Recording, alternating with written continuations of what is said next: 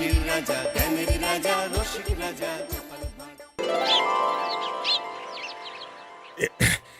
এই দেখো, তুমি এখনো রেগে আছো আমার উপর। আমার রাগতে বয়ে গেছে আপনার ওপর।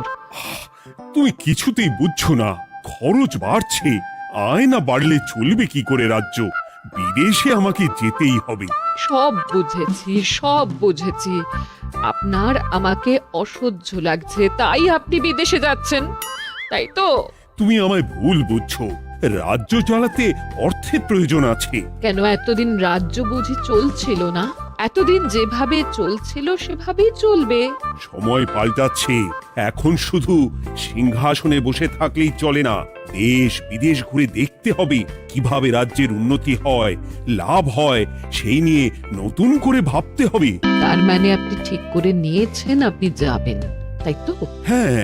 আর যতদিন আপনি না থাকবেন এখানে কি হবে ভেবে দেখেছেন মহারাজ? কে সামলাবে সব?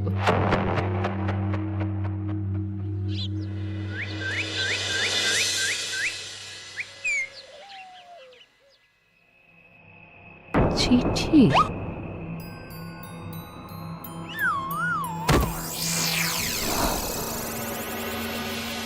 আমি অনেক ভেবে দেখলাম, আসলে এসব সিংহাসন, ক্ষমতা, প্রতিপত্তি অর্জন করা আর রক্ষা করার জটিলতার চেয়ে বাকি জীবনটা শান্তির সাথে বনে কাটিয়ে দেওয়াই ভালো।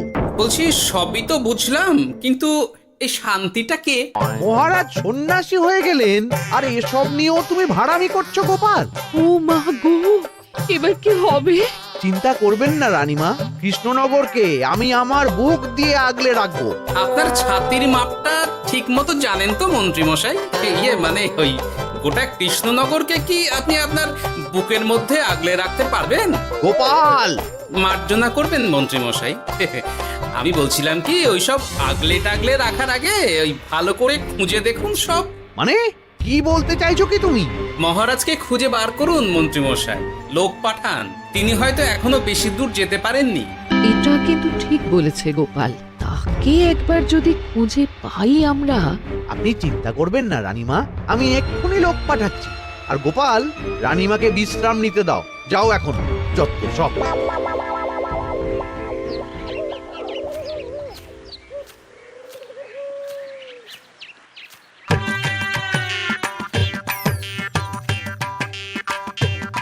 ওই গো, গেলে কই? এক ঘটি জল দাও দেখি। ওই জলই খেতে হবে, শুধু জল। ঘরে এক দানাও চাল নেই। বাজারে না গেলে আজ হরি মটর। রাজ্যের রাজা নেই আর তুমি ঘরে চাল নেই বলে চিল্লামিল্লি করছো। চত্ব সব।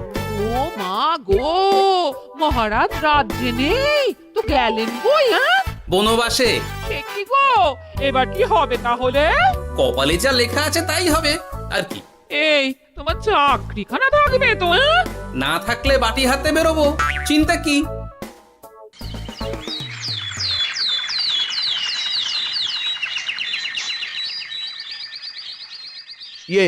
মহারাজ যখন নেই তখন আমি যখন এ রাজ্যের মহামন্ত্রী, তখন আমি এত মানে করার কি আছে মন্ত্রী মশাই? মহারাজ নেই তো কি হয়েছে, রানীমা তো আছেন। আমরা তার কথা মতোই চলব। গোপাল একদম কথা বলেছে। হ্যাঁ, আমিও তো তাই বলছিলাম। মহারাজ যখন নেই তখন রানীমার নির্দেশ মতোই তো আমাদের সামলাতে হবে সব। কতদিন আর আগলাবে গোপাল? আজ নয় কাল এই শর্মাকেই বসতে হবে এই সিংহাসনে। যতদিন পারি ততদিন তো চেষ্টা করতেই হবে মন্ত্রী মশাই। আপনি যদি চলেন ডালে ডালে, আমি চলি পাতায় পাতায়। রাজা মশাই আছেন? আমি অনেক দূর থেকে আসছি।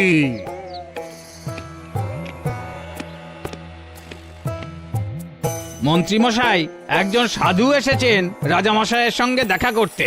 বলছেন অনেক দূর থেকে এসেছেন। জানো না মহারাজ এখন নেই? যাও চলে যেতে বলো ওকে। মহারাজ নিরুদ্দেশ।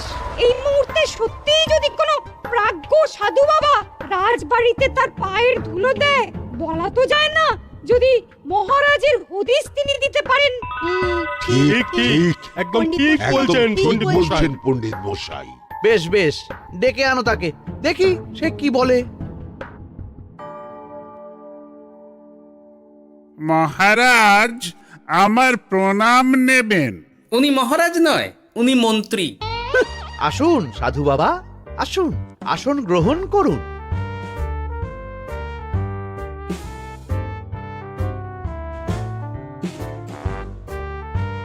কি করলেন সাধু বাবা? এটা তো মহারাজের সিংহাসন। আপনার জন্য আমি অন্য আসনের ব্যবস্থা করে দিচ্ছি, আপনি বরং সেখানে বসুন। ওহ, রাজাই যখন নেই তখন তার সিংহাসনে বসতে ক্ষতি কি? আপনি কি করে জানলেন মহারাজ নেই? বুঝলে না, সাধু বাবা যে অন্তর্যামী গোপাল। এবার কি হবে? উনি যদি বলে দেন মহারাজ কোথায় আছেন, তাহলে তো আমার আর পণ্ডিত মশাই, আগেই ওরকম হামলে পড়বেন না। আচ্ছা, আপনি যদি অন্তর্যামী হন, বলুন তো আমাদের রাজা মশাই কোথায় গেছেন? জবর জটা কালো চুলে দেনামা অতীত বলেন। বুম! মহারাজ বনবাসে গেছেন।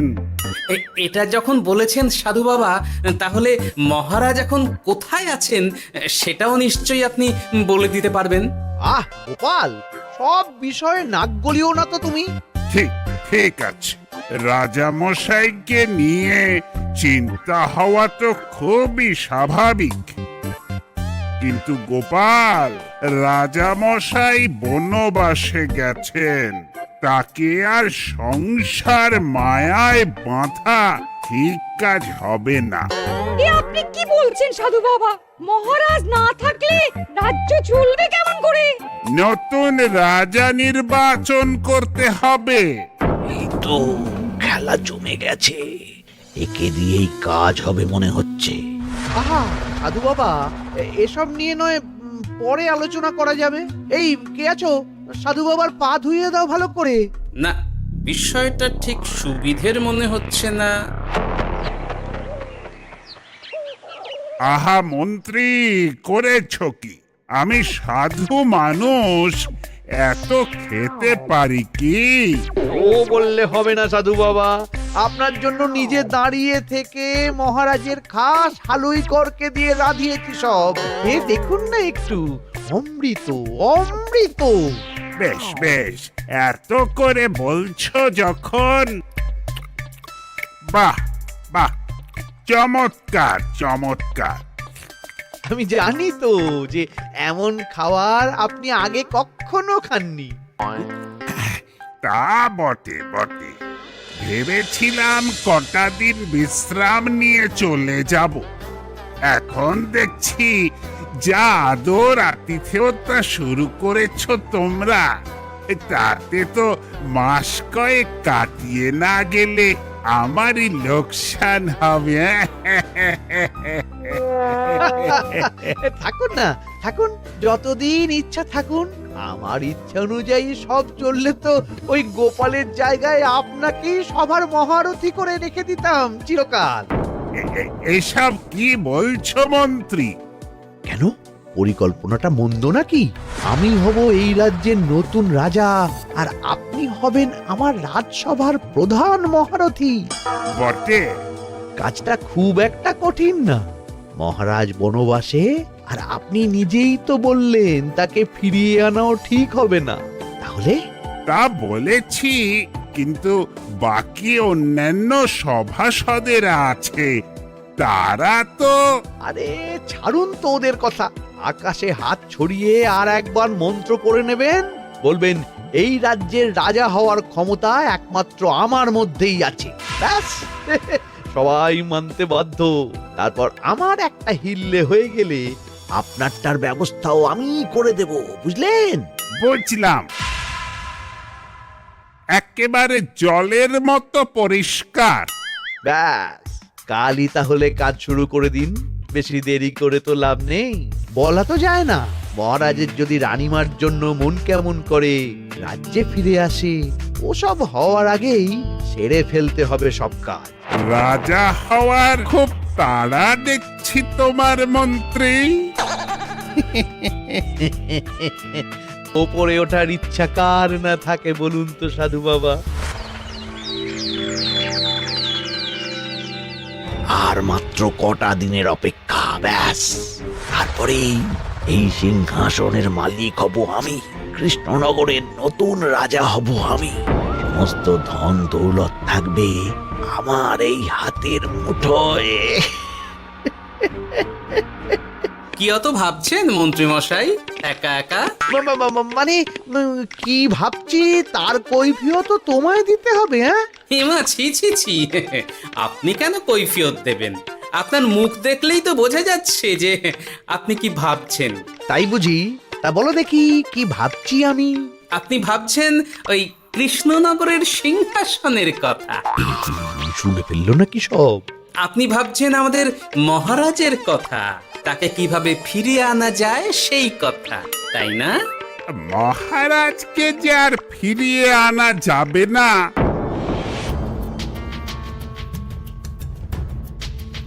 সে কথা তো আগেই বলেছি। তাই যদি হয় সাধু বাবা, আপনি এর একটা কিছু বিহিত করুন, না হলে রাজা ছাড়া রাজ্য। ঠিক বলেছ, রাজা রাজ্য, নুন ছাড়া তরকারি, আলো ছাড়া দিন, জল ছাড়া জীবনের মতো। তাই যত দ্রুত সম্ভব নতুন রাজা নিয়োগ করা দরকার। কিন্তু এ বিষয়ে সিদ্ধান্ত নেওয়ার আগে রানীমার সাথে কথা বলা জরুরি। তার চেয়েও জরুরি একটা কাজ আগে করা দরকার। কিসের কথা বলছেন মন্ত্রী মশাই? গোপালের বহিষ্কার। এ আপনি কি বলছেন মন্ত্রী মশাই? একে রাজা মশাই, তার মধ্যে গোপালের মতো বিচক্ষণ মানুষকে রাজসভা থেকে বহিষ্কার করলে তো রাজ্যেরই ক্ষতি। এটাই হচ্ছে সমস্যা।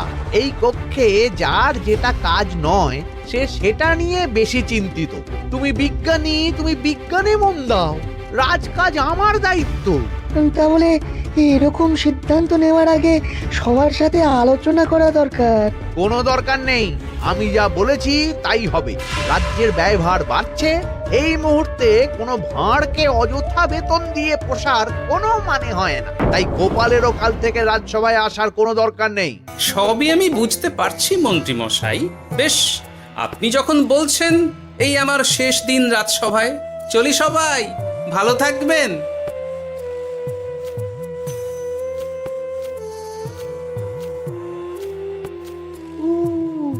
এত সহজে যে বেটা মাঠের বাইরে চলে যাবে বুঝতেই পারিনি আগে। এবার আমার আর সিংহাসনের মাঝে নেই কোনো বাধা, নেই কোনো কাটা। তুমি চিন্তা করো না, আমি নিজে মন্ত্রীর সাথে কথা বলবো। না না রানীমা, সেসবের দরকার নেই। মহারাজ ছাড়া রাজবাড়ি শূন্য শূন্য লাগে, আমারও মন লাগছে না এখানে। বেশ, যা ভালো বোঝো তাই করো, তবে ডাকলে এসো কিন্তু। হ্যাঁ রানীমা, নিশ্চয়ই আসবো। এখন আমি চলি।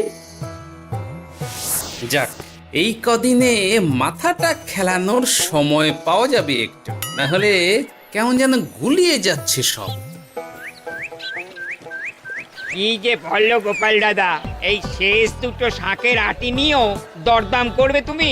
ওরে, আমি বেকার মানুষ, দরদাম না করে উপায় আছে আমার? হ্যাঁ শোনো শোনো শোনো, মহারাজ কৃষ্ণচন্দ্রের অবর্তমানে কৃষ্ণনগরে নতুন রাজা হিসেবে নির্বাচিত হবেন রাজ্যের মহামন্ত্রী।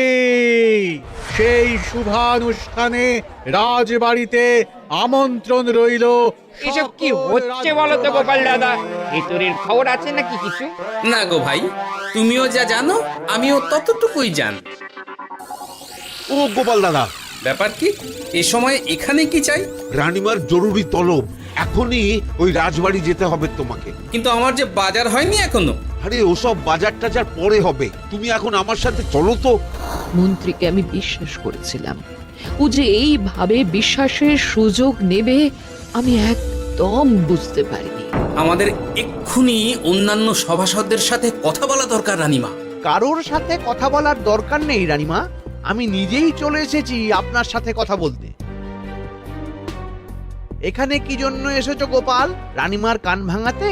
বাহ, আপনি সবার মাথা মুড়িয়ে সিংহাসন কবজা করতে পারেন, আর আমি রানীমাকে সেই সত্যি কথা জানাতে পারি না? হ্যাঁ? চুপ! ভুলে যেও না, আমি কৃষ্ণনগরের হবু রাজা। মুখ সামলে কথা বলবে আমার সাথে। এসব কি হচ্ছে মন্ত্রী মশাই? রাজা মশাই নেই, সেই সুবাদে এ কি শুরু করেছেন আপনি? আমায় আপনি ভুল বুঝবেন না রানীমা, আমার হয়ে যা বলার সাধু বাবাই আপনাকে বুঝিয়ে বলবে সব। উনি আর কি বোঝাবেন? কতদিন এসেছেন উনি, কি জানেন এই রাজ্যের বিষয়ে?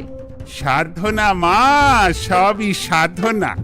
সাধনার জোর থাকলে সবকিছুই জানা যায়, ভূত ভবিষ্যৎ অতীত সব। সেই জোর থেকেই বলছি মা, মন্ত্রীর কপালে আমি জ্যোতি দেখতে পাচ্ছি।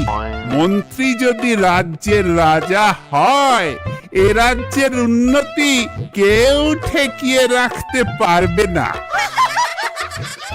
আপনাদের একটা কথাও বিশ্বাস করি না আমি, এসব আপনাদের ষড়যন্ত্র। এ আপনি ভুল করছেন রানীমা। যা হোক, যে কথা আমি বলতে এসেছি, রাজা যখন আমি হচ্ছি তখন তো আমাকে এই প্রাসাদেই থাকতে হবে, ফলে আমার স্ত্রীকেও এখানে এসেই থাকতে হবে। সে তো আর একা থাকতে পারবে না, তাই আপনি যদি এই ঘরটা ছেড়ে দিতেন। কিন্তু মন্ত্রী মশাই, তুমি কি বলছো মন্ত্রী? এখানে না থাকলে রানীমা থাকবেন কোথায়? আর আমি তো এমন কোনো বিধান দিইনি যে রানীমাকে অন্যত্র পাঠাতে হবে। সবকিছুর জন্য তো আপনার বিধান দরকার নেই সাধু বাবা, এ আমার নিজের বিধান। আমি রাজা হব, আমার স্ত্রী রানী হবে, তারও তো অধিকার আছে রানীর মতো থাকার, রানীর মহলে থাকার। আপনার ব্যবস্থা আমি অন্যত্র করে দেব রানীমা, আপনি কিচ্ছু ভাববেন না। হাজার হোক, আপনি আমাদের প্রাক্তন মহারাজের স্ত্রী বলে কথা। কি বলো গোপাল? আমার মনটা আসলে অনেক অনেক বড়, তোমরা খালি দেখতে পাও না সেটা। কাজটা কি আপনি ঠিক করলেন মন্ত্রী মশাই? শোনো গোপাল, আমাকে ঠিক ভুল বোঝাতে এসো না তুমি, বরং কাল সময় মতো চলে এসো। কৃষ্ণনগরের নতুন রাজার রাজ্যাভিষেকের জন্য মহাভোজের আয়োজন হবে। যতদিন পাচ্ছ খেয়ে নাও পেট ভরে।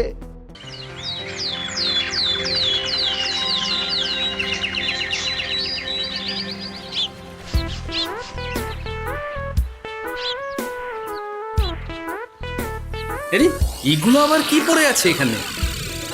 কি এ তো মহারাজের পোশাক, এখানে এসব কি করে এলো? তাহলে কি মহারাজ? না না না, হিসেবটা কেমন যেন ওলট পালট হয়ে যাচ্ছে। সময় তো হয়ে গেল, নতুন মহারাজকে ডাকুন এবার। এসে গেছি, এসে গেছি।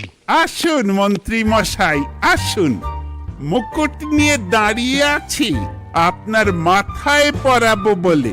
সাধু বাবা, এবার মহারাজ বলা অভ্যাস করুন। মহারাজ। মহারাজের হদিশ পাওয়া গেছে মন্ত্রী মশাই, মহারাজের হদিশ পাওয়া গেছে। এই কি স্বপ্ন কথা? মহারাজের হদিশ পাওয়া গেছে মানে? কোথায় মহারাজ?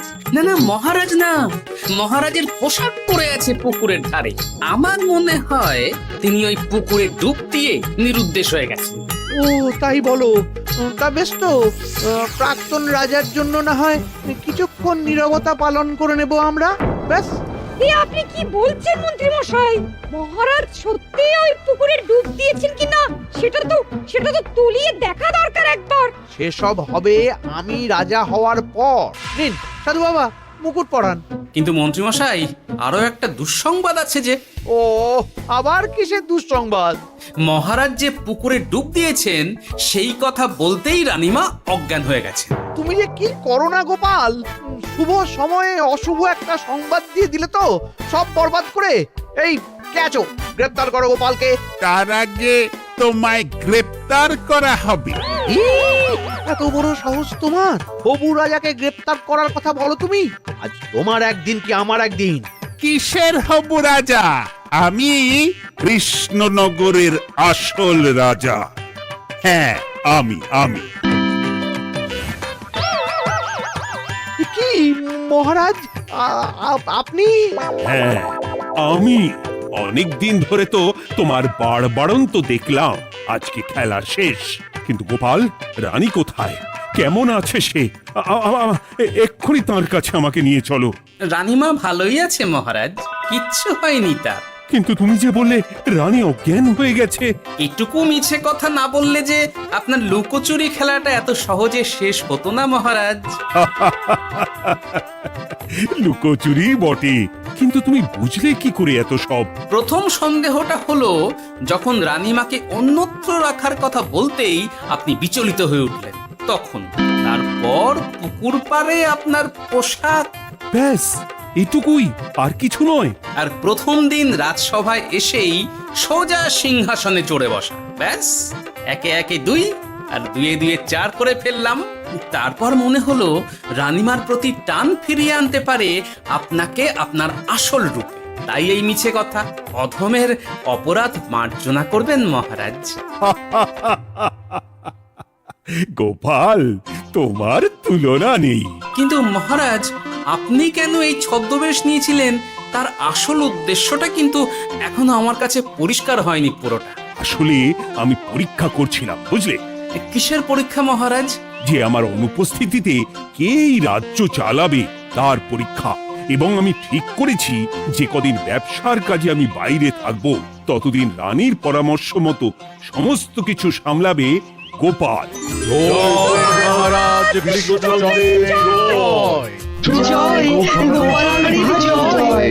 আর আমি মহারাজ? তুমি থাকবে পেয়াদা। কি শুধু জল আর ভাত? আগেই বলেছিলাম বেশি বেরো না, রাজা হবেন। এখন খাও খাও, জল ভাত খাও। চেষ্টায় তুমিও আমাকে ভুল বুঝলে গিন্নি।